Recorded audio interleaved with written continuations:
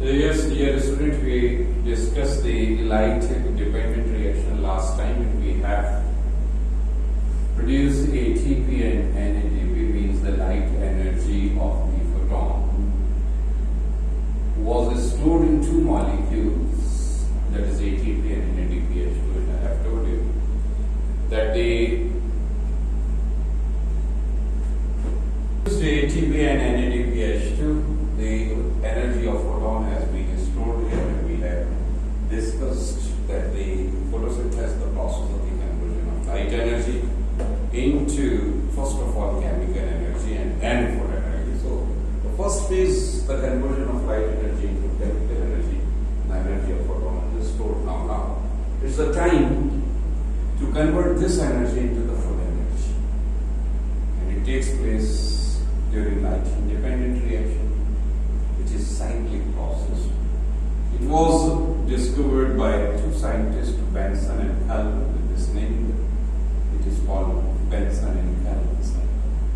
I have also already told you that this process is cyclic process, and it starts from the ribulose 5-carbon sugar, which have one end, which have phosphate at one end, 5th carbon. That's why it is called ribulose 1,5-bisphosphate. To start from this molecule and end up to this molecule, this is called Benson and Calvin cycle. Now, this is also called the C3 cycle. Why it will be called, or it is called C3 cycle? ये तो कहलाती है C3 cycle, आगे चल के बताते हैं आपको।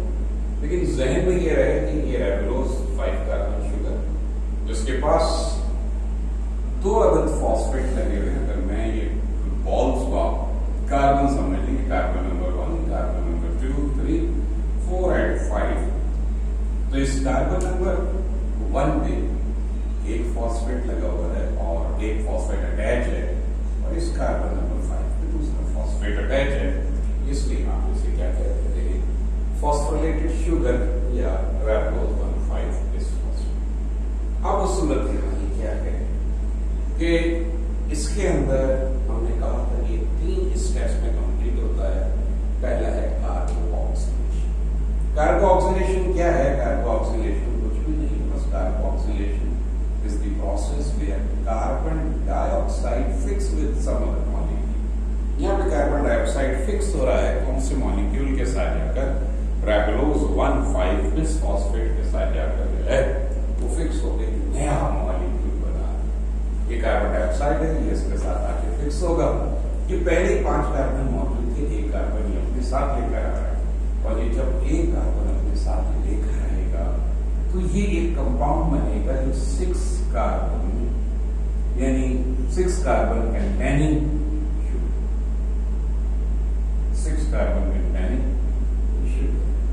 ये जो फिक्स हुआ है इसके साथ आके, इस प्रोसेस को हम क्या कहते हैं? इस प्रोसेस को हम carboxylation. What is carboxylation? Carboxylation is nothing but the fixation of carbon dioxide, fixation of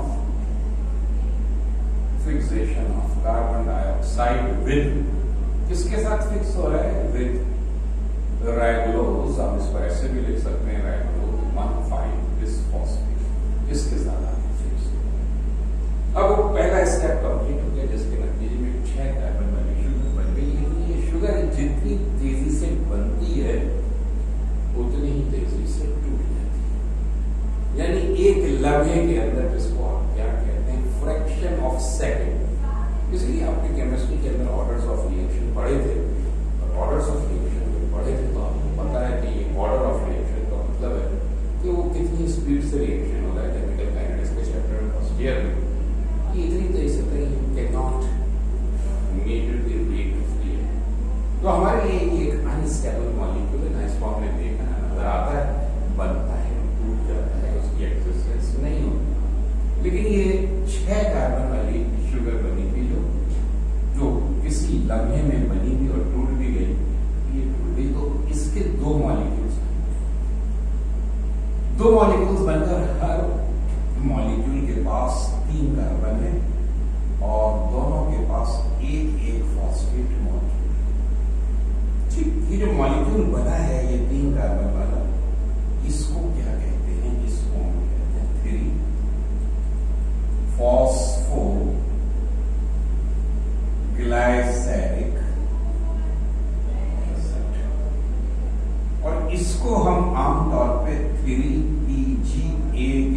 से ही आ रहा है, एब्रीविएशन है इसका।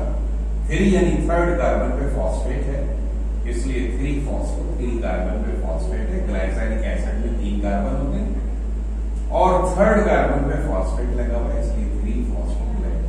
अगर आपको कहीं कहीं ये नहीं मिलेगा तो ये मिलेगा, इसी नाम को दूसरे तरीके से लिखा जा सकता है 3 फॉस्फोग्लाइसीरेट।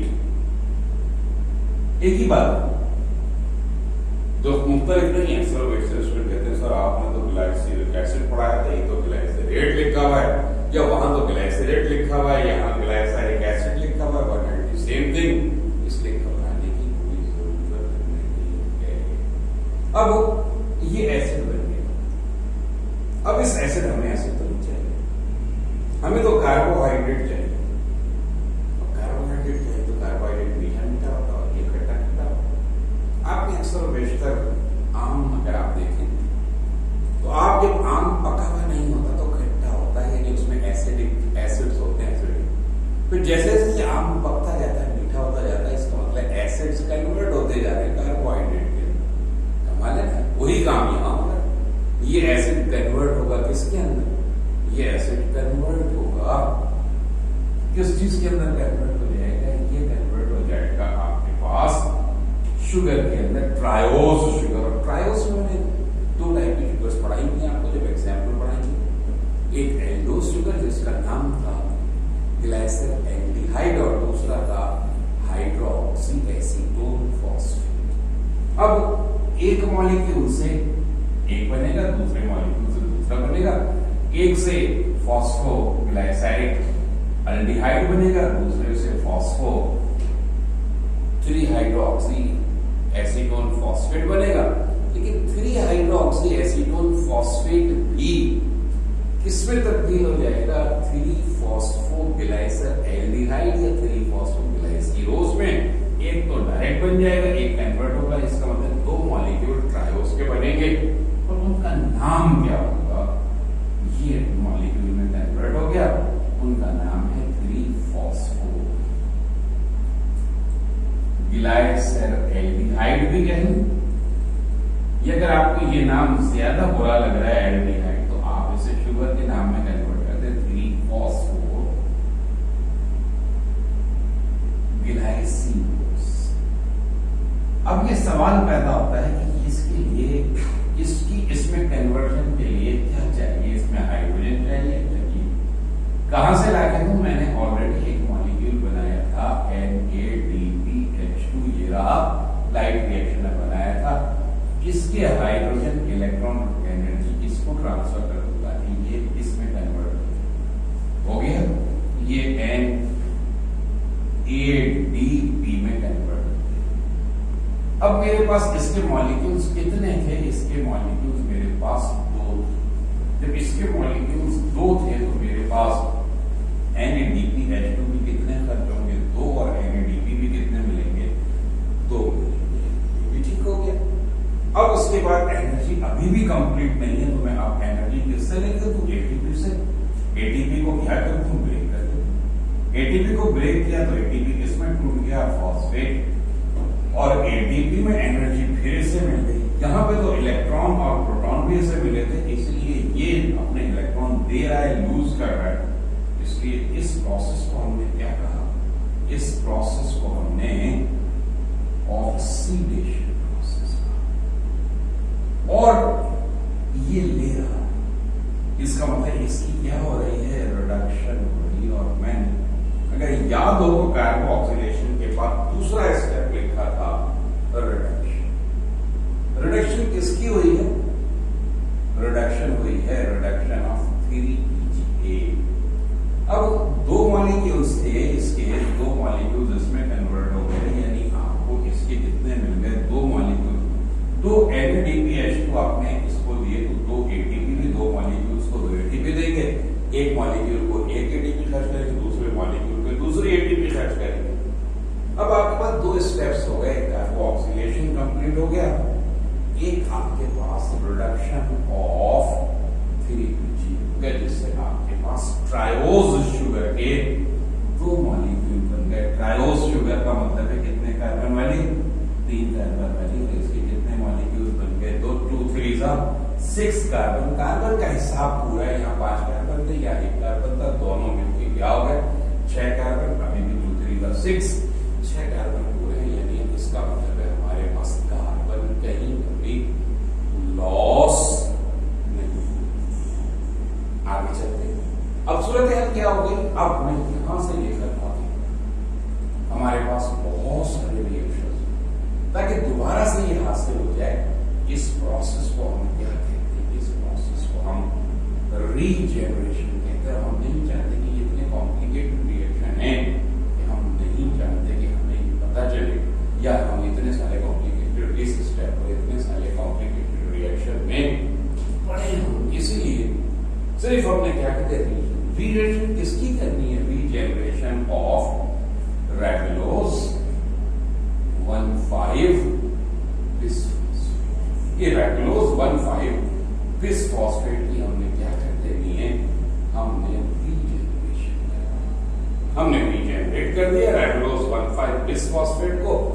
कैसे किया, 6 कार्बन थे, इनमें से दोबारा 5 इसको ये लीजिए। अभी आपने 2 ट्रायोज बनाए थे इसकी कॉस्ट पर, ये वापस इसको तो आपके पास क्या बचा, आपके पास तो एक ट्रायो बचा। लेकिन इस सारे प्रोसेस में भी तो एनर्जी खर्च होगी। कितनी एनर्जी खर्च होगी, 1 एटीपी खर्च होगी। अब आपके पास साइकिल भी कंप्लीट हो गई, लाइट इंडिपेंडेंट रिएक्शन कंप्लीट हो गई। लेकिन मजेदार बात है, बना क्या कुछ भी नहीं।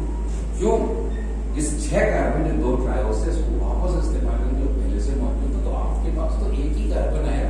एक कार्बन तो पहले ही कार्बन डाइऑक्साइड की सूरत में आपके पास ऑलरेडी मौजूद था। जब एक कार्बन आपके पास ऑलरेडी मौजूद था, तो फिर आपको ये दोबारा सारा गोरख धंधा करने की क्या जरूरत थी। बोले साहब ने खाया पिया कुछ नहीं, गिलास तोड़ा, साहब के 20 रुपए लो। बोले क्या, यहाँ खाया पिया कुछ नहीं, गिलास तोड़ा, 20 रुपए लो। लेकिन खर्चा भी कर गया, 20 रुपए क्या खर्चा हो गया, 2 NaDPH2 खर्च हो गए, 2 ATP और 1 ATP खर्च हो गया। टोटल खर्चा कितना हो गया, 2 NaDPH2 का खर्चा हो गया, 3 ATP का खर्चा हो गया एक साइकिल में, 1 कार्बन डाइऑक्साइड का खर्चा हो गया। इतनी मेहनत भी की, हासिल क्या हुआ, कुछ भी हासिल नहीं। अलबत्ता एक चीज और है, ये जो रिएक्शन करवा रहा था ये एंजाइम था और इसका नाम था रूबिस्को। आप चाहें तो इसे रूबी की बिस्किट के नाम से याद रख सकते हैं। जो रूबिस्को है इनका बेवफा है, आगे चल के हम इसकी बेवफाई की बातें करेंगे। ये बेवफा, लेकिन हमारे पास अभी भी हाथ कुछ भी नहीं आया। क्या होगा, ये बड़ी इंपॉर्टेंट क्वेश्चन है। खर्चा इतना सारा हो गया, 2 NaDPH2 खर्च हो गए, 3 ATP खर्च हो गए, 1 कार्बन डाइऑक्साइड आ गया, ये सारा कुछ आ गया। 3 स्टेप्स कंप्लीट हो गए, कार्बोक्सिलेशन, रिडक्शन और रीजेनरेशन ऑफ रेबुलोज 1,5 बिसफॉस्फेट, ये सब कंप्लीट हो गया, कुछ भी नहीं। अब ये इस तरीके से नहीं, बहुत सारी साइकिल चलेगी, बहुत सारा सब कुछ होगा, तब जाके ये रिएक्शन कंप्लीट होगा। हाँ, लेकिन एक साइकिल चलाने के लिए आपके पास लाइन रिएक्शन में कम से कम आपने 2 NaDPH2 बनाए हुए हों और 3 ATP, अगर इससे कम अमाउंट बनाया हुआ होगा, याद रख लीजिए कि ये कभी भी कंप्लीट नहीं होगा। और अगर ये कभी भी कंप्लीट नहीं हुआ तो याद रखें कि फिर आपके पास आगे बात नहीं लगेगी। अब ये जो आपके पास रिएक्शन हो रहा है, एक साइकिल है। अगर आपको इक्वेशन याद हो तो हमने 6 कार्बन इस्तेमाल किए थे, एक साइकिल में सिर्फ 1 कार्बन डाइऑक्साइड इस्तेमाल हो। इसका मतलब है कि अगर आपने हेक्सोज यानी ग्लूकोज या उस टाइप की कोई चीज बनानी है तो एटलीस्ट 6 कार्बन डाइऑक्साइड इस्तेमाल होंगे। और मैंने कहा कि एक साइकिल में सिर्फ 1 कार्बन डाइऑक्साइड इस्तेमाल होता है। इसका मतलब ये हुआ कि एक में एक है, 6 साइकिल्स एट अ टाइम एक साथ चलेंगी तो हेक्सोज बनेगा और उसका एक्सपेंडिचर यानी उस पर कितनी आपके पास मॉलिक्यूल खर्च होंगे ये आपको अंदाजा होना चाहिए। अगर ये अंदाजा नहीं होगा तो बात आगे नहीं होगी। हमने यहाँ पे एक बात छोड़ दी कि इसका नाम एक तो लाइट इंडिपेंडेंट रिएक्शन है क्योंकि इसे लाइट एनर्जी नहीं चाहिए, लेकिन होता दिन नहीं, ये भी मैं पहले बात कर चुका।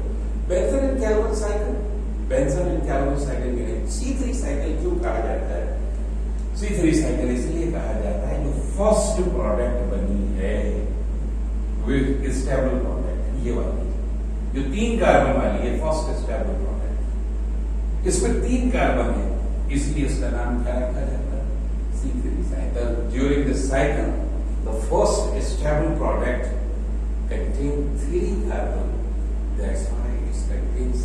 अगर यहाँ 4 कार्बन वाला कंपाउंड बनता फर्स्ट कंपाउंड, तो हम साइकिल का नाम क्या रखते?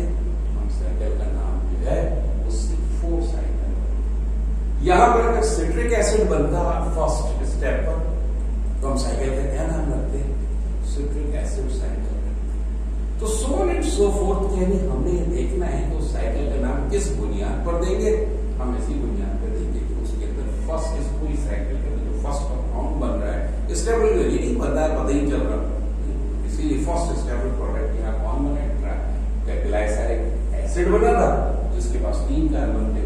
इसलिए तो हम इस बुनियाद पे इसका नाम दे देंगे the first stable product formed during this cycle. Formed during this cycle is during this cycle is 3-PGA, 3-phosphoglyceric acid contain 3 carbon atoms. Therefore, it is called C3.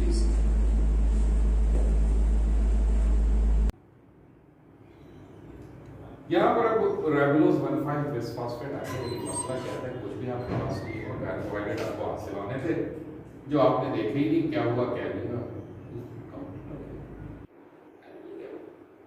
ना कुछ हासिल हुआ, ना कोई शुगर हासिल हुई। जो शुगर हासिल हुई थी तो ट्राई हो, वापस रेबुलोज में कन्वर्ट हो गई, वापस एक कार्बन आ गया।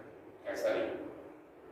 यह एक बड़ी अहम बात है कि आपने अब तक कितने कार्बन डाइऑक्साइड इस्तेमाल किए? एक, जब अब ये अजीब टिपिकल प्रोसेस है, इसलिए याद रखिए कि यहाँ पर अकेली साइकिल नहीं चलती। अगर अकेली साइकिल चलेगी तो कभी भी शुगर नहीं। अब फर्स्ट कर ले कि मुझे एक ट्रायोज शुगर बनानी है, तो ट्रायोज शुगर के लिए ये साइकिल्स जो हैं, ये जो C3 साइकिल है वो 3 चलेगी। रेबुलोज 1,5 बिसफॉस्फेट, ये साइकिल कंप्लीट, वापस एक कार्बन डाइऑक्साइड इसके पास आए। दूसरी साइकिल इनके दरमियान से होकर चलेगी, उसमें भी क्या हो गया? रेबुलोज 1,5 बिसफॉस्फेट, एक कार्बन डाइऑक्साइड यहाँ पे, ये फिर ऐसे ही साइकिल फिर चलेगी इनके अंदर से, क्योंकि इनके मॉलिक्यूल्स आपस में एक्सचेंज होंगे। और सॉरी, रेबुलोज 1,5 बिसफॉस्फेट और इसमें भी एक कार्बन डाइऑक्साइड। चिक कितने कार्बन? 5 कार्बन ये रहे, 5 कार्बन ये रहे, 5 कार्बन ये रहे, 5 5 10, 5 15, 16, 17, 18। 18 में से अगर हम ये वाले 15 वापस करते हैं 5 5, तो हमको कितने बच जाएंगे? 3। और ये हमारे पास एक यहाँ से, एक यहाँ से, एक यहाँ से मिलकर क्या बना देगा? C3H12, sorry OH6। कौन सी शुगर बन गई? ये ट्रायोज शुगर। हमने बनानी क्या थी? अगर हमने हेक्सोज शुगर बनानी होती तो ये साइकिल कितनी दफा चलती? 6 टाइम्स ये साइकिल। अब इस साइकिल में खर्चा क्या है? पहला तो एक साइकिल में एक कार्बन, तो 3 साइकिल में 3 कार्बन। एक साइकिल के अंदर आपको 2 NADPH2 रिक्वायर है, 2 NADPH2, तो 2 NADPH2 आपको यहाँ है, 2 NADPH2 आपको यहाँ रिक्वायर है, 2 NADPH2 आपको यहाँ रिक्वायर है। टोटल NADPH2 कितने रिक्वायर है? आपको 3 कार्बन डाइऑक्साइड रिक्वायर है और 2 2 4 and 2 6 NADPH2 रिक्वायर। फिर उसके बाद यहाँ आपके पास मैंने कहा था कि कितने 2 ATP ये और 1 ATP ये, इसका मतलब है कि यहाँ पर आपके पास 2 ATP, 2 ATP, 2 ATP, ये छोटा छोटा लिखना पड़ा उसमें, 2 ATP और एक ATP ये रही, एक ATP ये रही और एक ATP ये रही, तो 6 तो ये हो गई, 2 2 4 2 6 7 8 9, तो हमें कितने ATP रिक्वायर है? नहीं। अगर हमने लाइट रिएक्शन में इससे कम NADH2 और इससे कम ATP बनाए होते तो हम ये ट्रायोज नहीं बना सकते। Getting my point? Important point. ठीक, अब अगर फर्ज कर लीजिए कि मुझे 6 ट्रायोज मॉलिक्यूल बनाने हैं, 6 ट्रायोज मॉलिक्यूल, तो मुझे कितने कार्बन डाइऑक्साइड रिक्वायर है? 6 3 18 कार्बन डाइऑक्साइड। मुझे कितने NADPH2 रिक्वायर है? 6 6 36 NADPH2 रिक्वायर हैं। और अगर मुझे ट्रायोज 6 ट्रायोज ही बनाने तो कितने ATP? 6 9 कितने होते हैं?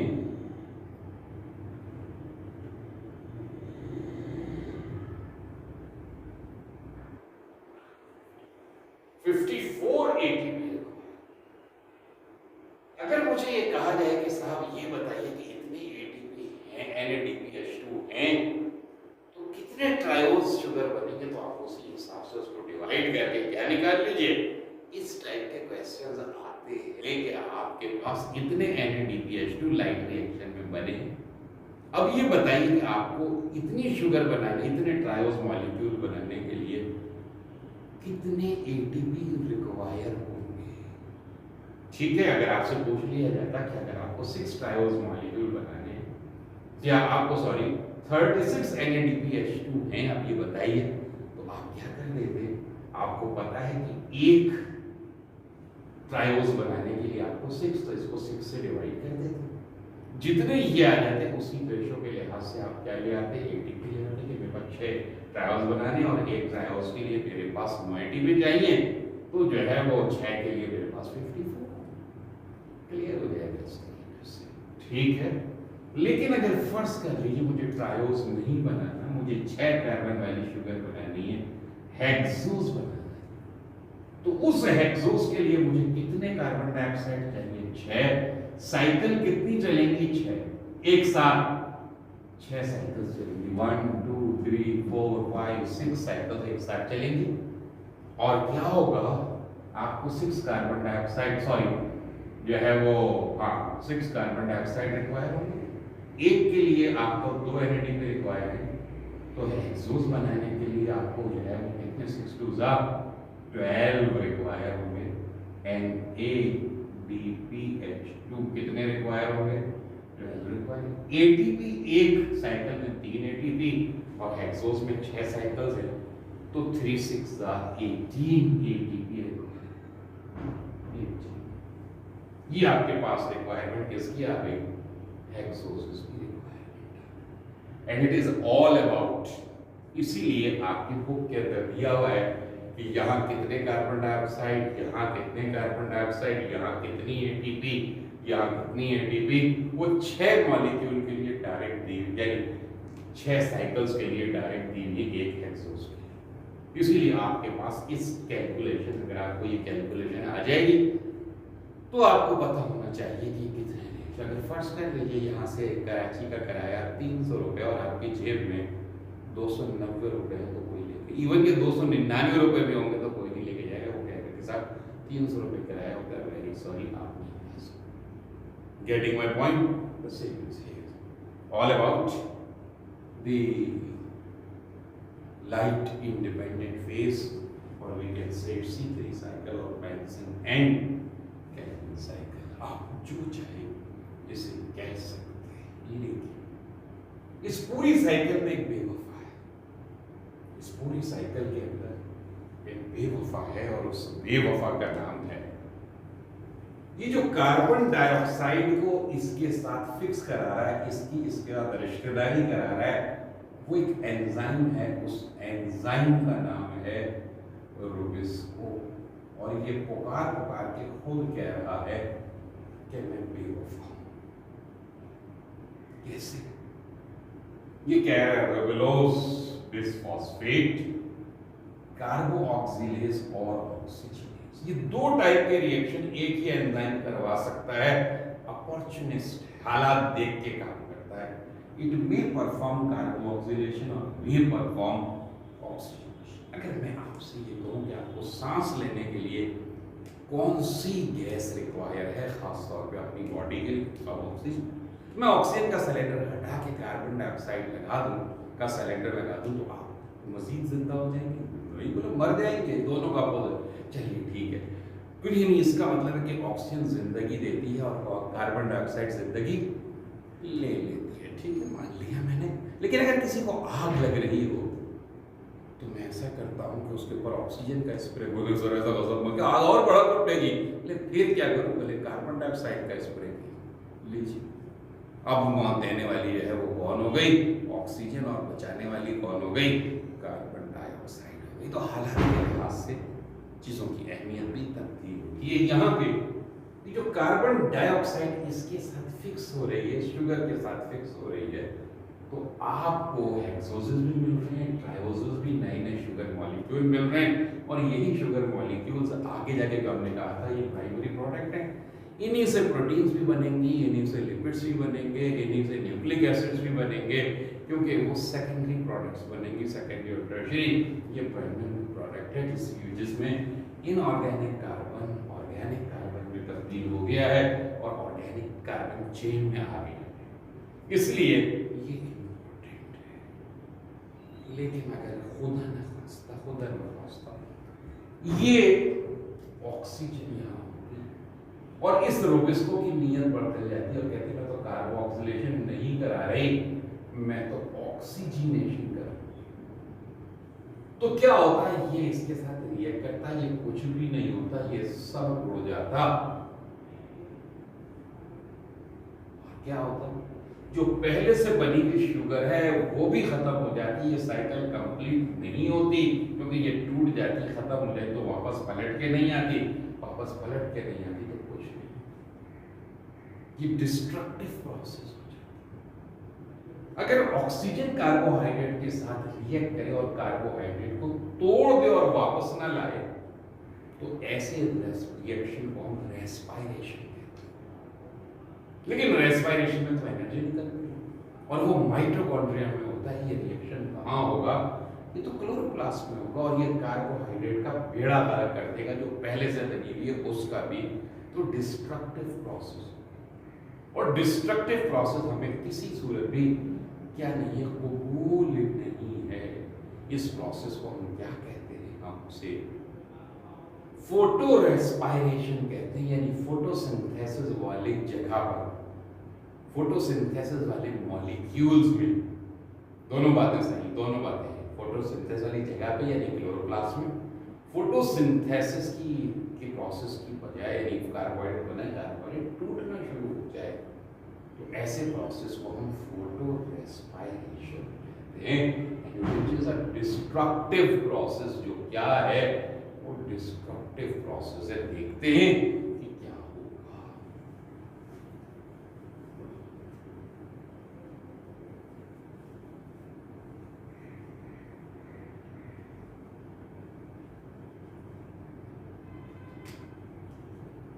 अभी दूसरी चीज जिसको मैंने क्या कहा? Photo respiration.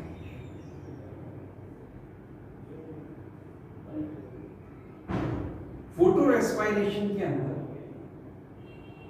रेबुलोज 1,5-बिसफॉस्फेट कार्बन डाइऑक्साइड की वजह किससे रिएक्ट कर लेती है? ऑक्सीजन से रिएक्ट कर लेती है और यहाँ दो टाइप के मॉलिक्यूल बनते हैं। एक मॉलिक्यूल 3PGN, ये वाला तो बना था, लेकिन दूसरा मॉलिक्यूल 3PGN नहीं बनता। वो क्या बनता है? वो ग्लाइसीरेट। वो मॉलिक्यूल ग्लाइसीरेट नहीं, ग्लाइकोलेट बनता है। I am sorry for that, glycolate. ये दो कार्बन वाला मॉलिक्यूल, ये दो कार्बन वाला मॉलिक्यूल ग्लाइकोलेट।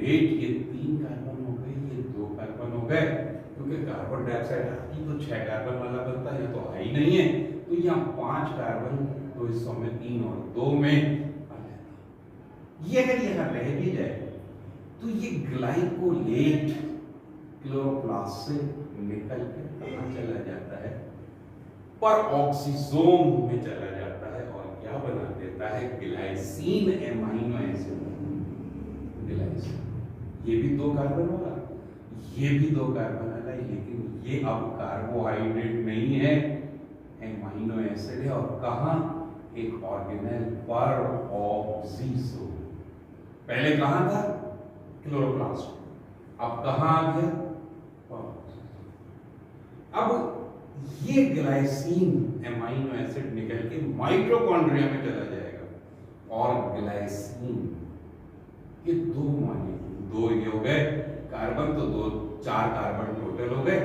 इसमें से क्या हुआ, आपके पास इस ग्लाइसिन से आपके पास सीरीन बन गया, एक और एमाइनो एसिड। कितने कार्बन वाला है ये, 1 कार्बन रह गया, वो किस फॉर्म में निकल गया, यानी ये वाला मॉलिक्यूल टूट गया।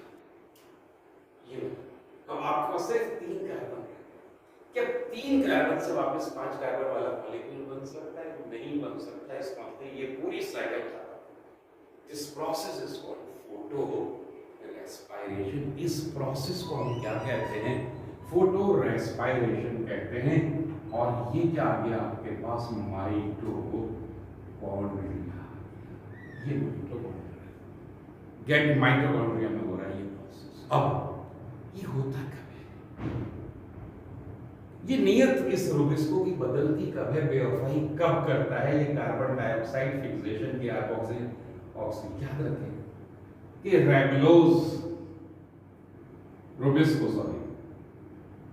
रूबिस्को वर्क इन दी, बल्कि यूं कहिए कि रूबिस्को परफॉर्म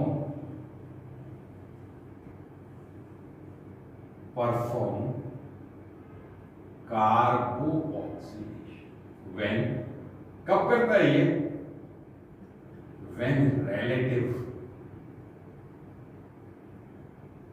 relatively high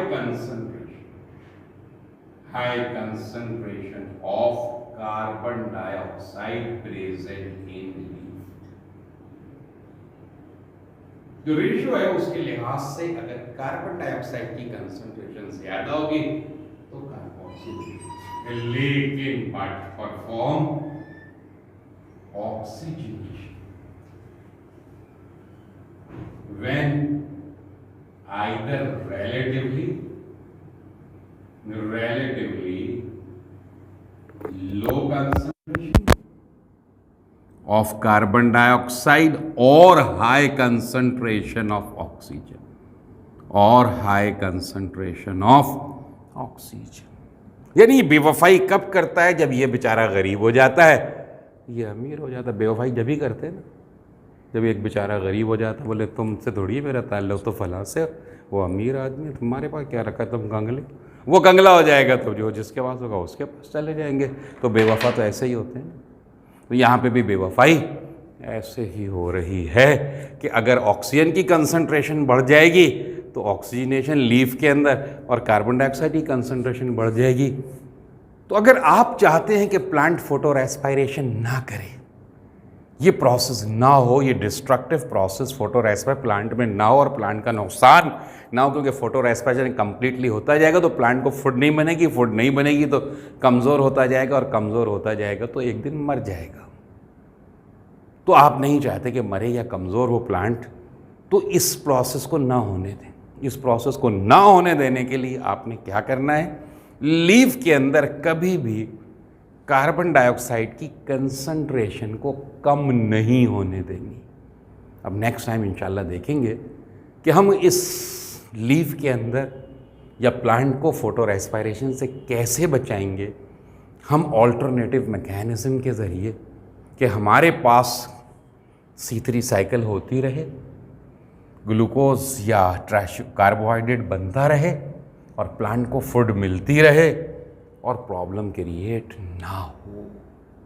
ठीक, नेक्स्ट टाइम इंशाल्लाह we will discuss about. Thank you.